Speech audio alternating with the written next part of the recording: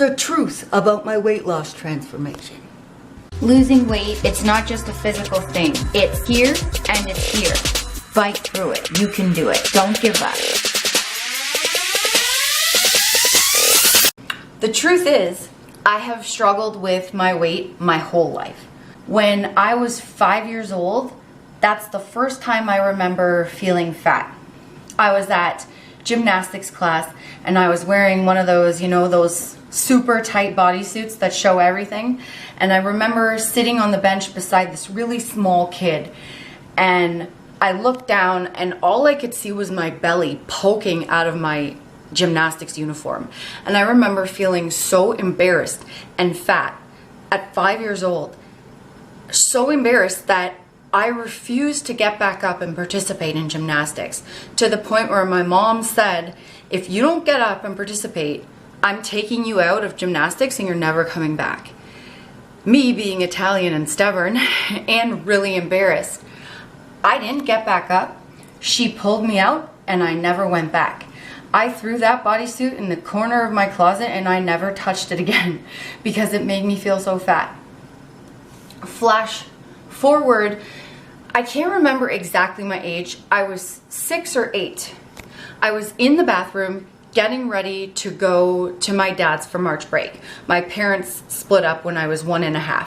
So I usually spent March break with my dad. My mom came in the bathroom and she said to me, when you go to your dad's on March break, you can't eat any treats because your belly is getting way too big. And I remember feeling so embarrassed, and I looked forward to going to my dad's because I got to eat junk food and treats. And when I got to my dad's, who lived in Toronto at the time, so I did this big 3-hour drive. I get there. The first thing my dad says is, don't plan on having any treats this March break because your belly's getting way too big. So I knew my mom must have called and talked to him, and I was so embarrassed and I didn't have fun that whole March break because all I could think about was how fat I was at 6 or 8 years old. Speaking with my dad, when he didn't live in Toronto, he lived with my Nona in the basement. And usually he wouldn't show up, or when he would show up, he would be late for his weekend with me. So my mom would drop me off at my Nona's when it was my weekend with my dad, and I would go down into the basement, which is where my dad lived, and always be excited to see if he was down there. Never down there. My dad was never there for my weekend. What would be there instead is whatever girl he was out with at the time, and he had many girlfriends. They were always changing. I was always seeing a different girl when I went there. Whoever he was dating, they would leave candy for me because they would feel bad that my dad wasn't there to see me when I got in. He would maybe come when I was sleeping, come home midnight, 1 in the morning. Otherwise, I was left by myself in the basement, or I could go up with my Nona. So there I was eating candy. And then whenever my dad would not show up or come late for my weekend, he would bring me food to make up for it. So when I wasn't eating candy feeling bad because he was gone, I was eating the food that he brought me because I was sad that he didn't show up for our weekend together, feeling bad thinking that, something was wrong with me, that my own dad wouldn't come see me, and eating the food to make myself feel better. So then at my Nona's, I'd go upstairs and I would be told, Nico, you got to eat, manja. So I was told I needed to eat more, and if I refused food at my Nona, she would actually sit me on her lap, put her arm around me, and force feed me. And I remember her force feeding me Cheerios, and I hated cereal for years, and it's funny now that I'm obsessed with it. But anyway, then I would go home to my mom's, and my mom would be giving me the opposite. You're eating too much, you're getting fat. And both families, mom and dad and Nona, were all calling me fat and chubby. So I was getting all these mixed messages, and I was a mess. Eat, don't eat, you're eating too much, you're too fat. That caused me to just dive into emotional eating and use it to medicate myself. I was so confused and I was so young, and what I had to turn to at the end of the day was always food. It made me feel good. So, you know, I started eating and hiding it and using it to make myself feel better. Then I remember at 11 years old, I ended up getting pneumonia really bad, and I actually developed shingles. So they hospitalized me because it was in my eye and I could have gone blind. So I wasn't eating. I was in the hospital with shingles and pneumonia, and because I wasn't eating, they had to weigh me. And I remember I went into the hospital at 11 years old weighing 111 pounds. 11 years old, knowing your weight. And when I got on the scale, I was 108. And I remember feeling so happy that I wasn't eating because I was losing weight.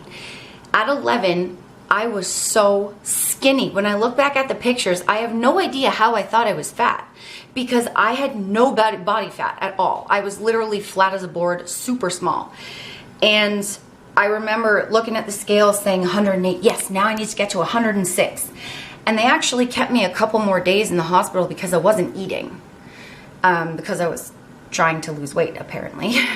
So that, going from 11, starting to emotionally eat, being obsessed with my body, at 12, within 1 year, going flat as a board, I went to a 38 double D at 12 years old, from nothing to a 38 double D.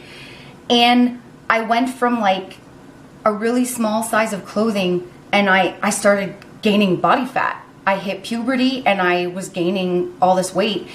And at 12 and 13 years old, when I was that age, there were no plus size clothes for girls that age that were trendy. It was old lady grandma clothes from like Walmart, which was called Wolco at the time. And there were no cute bras for girls with big boobs. It was like grandma ones. So it was really difficult and embarrassing. And what that led me into was yo-yo dieting and fad diets, and diving even deeper into the emotional eating. All the while getting this pressure from my family, offering me $1 per pound that I lost, buying me cantaloupe and telling me to just eat cantaloupe for breakfast, just eat less, putting on music and saying you need to come and dance off all the calories. So again, all these mixed messages, and food was always there for me. Let's flash forward to then when I met Kyle. I had done all this yo-yo dieting where I would lose weight and then I would gain way more than I lost. I was 200 pounds when I met Kyle, and I was 23. When we got together, we both were emotional eaters, not wanting to deal with trauma from our childhood. We got even more into emotional eating together, and I put on another 75 pounds. At 275 pounds, I was so heavy, I could barely walk up the stairs. I barely could bend down to tie my shoes, couldn't walk 2 or 3 minutes without needing to stop for breath. I had developed severe back, knee, and heel problems, and I had developed sleep apnea, where I was stopping breathing constantly throughout the night. Kyle had developed type 2 diabetes, and he was also getting all those other joint problems, back, knee, hip, everything. So we knew if we didn't stop, make the choice to change and lose weight, one of us was going to get seriously ill or like eat ourselves to death. And we're like, no, we want to live and enjoy our lives. So we knew we had to do this differently. No more fad diets, and work on the emotional eating. So what we did was we portion control, kept all the food on the table. We ate a balanced diet and included treats. We didn't really change what we ate, but we ate less of it. And so we started to lose weight, and we started getting our stamina back. We were able to go for longer walks. Some of our issues that we had developed, knees and feet and everything, started to feel a bit better. I was able to reverse sleep apnea. Kyle was able to reverse type 2 diabetes. And Now we've lost 130 pounds each. We've been able to keep it off. We're finally starting to develop that balance, that trust in our bodies where we can keep food in the house and not eat it. We can get right back on track after eating a cheat day. We know if we need a cheat day or if we can do without one. We know if we need to eat more or less. And we're finally starting to get it. However, what we want to tell you guys is that when you lose weight, you might look like a different person, but if you don't work on what's up here, you're not going to be a different person. You're still going to have that, Kyle and I call it our fat brain. You're still going to have that part of yourself that thinks the way you used to. So if you were used to numbing yourself with food and you don't change that when you lose all the weight, you're going to put that need for self-medicating into something else. So for instance, what I did when I didn't use food anymore, I needed to put that into something because we developed severe anxiety after. We were so used to medicating ourselves with food, we didn't realize we had bad anxiety. So when there was no more food, whenever there was a quiet moment, our heads would keep us up at night, would fixate on all these small problems, and we had to work through this anxiety. And what I did was I started chewing gum obsessively to try to deal with that. So I took the emotional eating and I put it into emotional gum chewing. I would literally have to chew a pack of gum just to get to work. Then I'd have to chew a full another pack through work and then chew another pack just to get home. I was buying like 15 to 20 packs of gum like every 2 weeks. I was going through gum like water. And I realized, okay, I thought I had dealt with a lot of the emotional eating, but there's some stuff that was left swept under the rug and I have to deal with it or I'm going to be addicted to gum chewing. So I had to work through that, and now I can proudly say I don't need food and I don't need gum, and I talk my issues out with Kyle or just to myself, and I'm actually dealing with the emotions. But what happens is, I've known people who were alcoholics, and when they stopped the alcohol, because they didn't deal with the emotional parts of it, the stuff they were using the alcohol for, it went into obsessively drinking water and juice to the point where they ruined their kidneys and their liver because of it. So if you don't deal with your emotional stuff, it's going to go in some other path. And we want to be the most real people on the internet, the most honest. Most channels are not telling you guys this stuff. You can lose weight and change your life. It's completely possible. Look where Kyle and I came from to where we are now. We're real people who lost a huge amount of weight and have kept it off for over 4 years now. And we're telling you it's possible, but those problems when you lose weight, they don't go away. You have to learn how to deal with them better. And so we're here to tell you, you can. Just be aware that you need to work through those emotional issues because they can jump into other things. And know that we have struggled with so much, and we started this channel because we wanted to help you guys, knowing that there were people out there that struggled the way we did. We didn't have anywhere to turn. There was no YouTube at the time. So we wanted to put something out there where we could share our struggles and help you guys get through it, or maybe even help you steer away from that. We also want to help you guys save some time and not waste as much time and energy and effort as we did back in the day. We put all of our eggs into this new diet is going to fix my whole life.